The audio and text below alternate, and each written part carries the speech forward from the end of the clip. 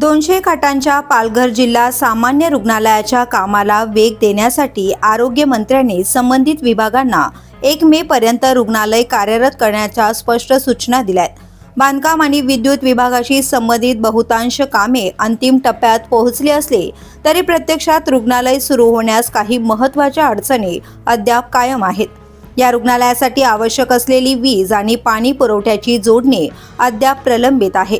तसेच 2 तळमजले आणि 4 मजल्यांच्या या भव्य इमारतीत 4 उद्वाहक म्हणजेच लिफ्ट उभारण्याचे कामही अपूर्ण आहे। त्यामुळे रुग्णालयाची संपूर्ण यंत्रणा कार्यान्वित होण्यासाठी आवश्यक सुविधा अद्याप तयार झालेल्या नाहीत। या पार्श्वभूमीवर 1 मेची दिलेली मुदत पूर्ण होणे कठीण दिसत असून पालघर जिल्हा सामान्य रुग्णालय प्रत्यक्षात सुरू होण्यासाठी आणखी काही महिन्यांचा विलंब होण्याची शक्यता व्यक्त केली जाते।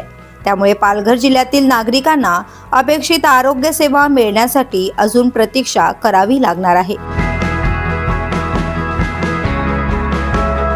द पोलीस न्यूजसाठी माधव तल्ला, पालघर।